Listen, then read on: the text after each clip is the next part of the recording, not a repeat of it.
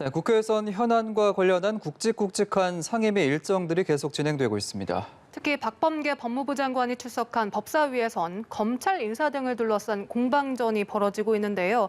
국회로 가봅니다. 박현우 기자. 네, 국회 법사위에서는 말씀하신 것처럼 박범계 장관 등이 출석한 가운데 업무 보고가 이루어지고 있습니다. 오후 질의에서는 검찰 인사 과정에서의 이른바 신현수 민정수석 패싱, 권력비리 수사팀 와해 논란과 관련한 공방이 이어지는 모습입니다.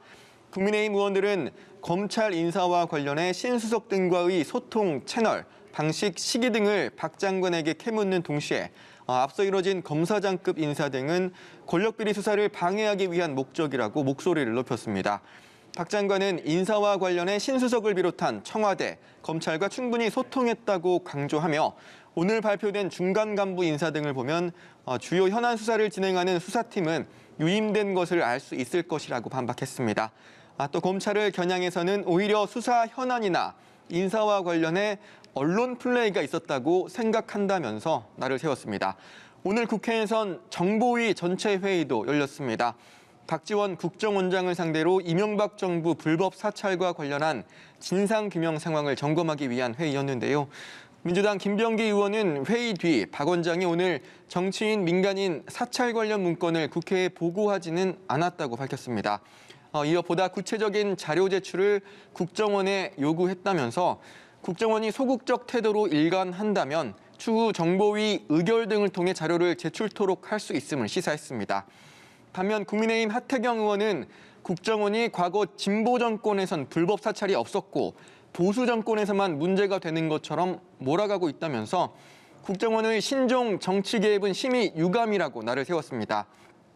MB 정권 때 정무수석 등을 지낸 국민의힘 박형준 부산시장 예비후보가 당시 관련 보고를 받았는지 여부와 관련해 김 의원은 관련 문건이 당시 정무수석실에 배포된 정황이 있다고 밝힌 반면 하 의원은 박 예비후보가 직접 보고받은 흔적은 없다고 선을 그었습니다.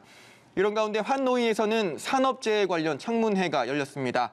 청문회에 참석한 GS, 포스코, 현대건설, 쿠팡, CJ 대한통운 등 9개 기업 대표들은 여야 의원들의 책임 추궁에 거듭 고개를 숙이며 산재 사고의 재발 방지를 약속했습니다.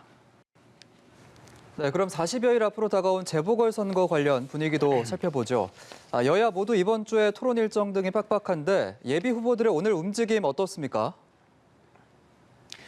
민주당 쪽 움직임부터 살펴보도록 하겠습니다. 박영선, 우상호 예비후보는 오늘 오전 라디오 토론회에서 맞붙었습니다. 특히 부동산 정책을 둘러싼 공방이 치열했습니다. 박 후보는 공공주택 30만 호 마련과 직장과 주거 공간이 근접한 21분 서울 공약을 추진하겠다면서 민간주도 재개발과 재건축도 존중하겠다고 밝혔습니다. 이에 우 후보는 박 후보의 공약이 강남권 집값을 올린다는 분석이 있고 경부선 지하화가 현 정권의 부동산 정책과 충돌한다면서 날을 세우는 등 갑론을박을 벌였습니다.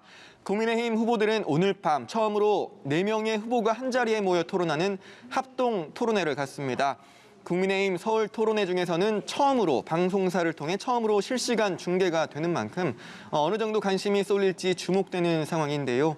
오늘 방송을 시작으로 특히 내일 나경원, 오세훈 후보의 맞수 토론과 금요일 합동 토론 등도 줄줄이 예정돼 있습니다. 이른바 제3지대 안철수, 금태섭 후보 간 단일화는 예정대로라면 이번 주 목요일 토론을 거쳐 여론조사를 진행한 뒤 다음 주 월요일 그 결과가 발표됩니다. 지금까지 국회에서 연합뉴스 TV 박현우입니다.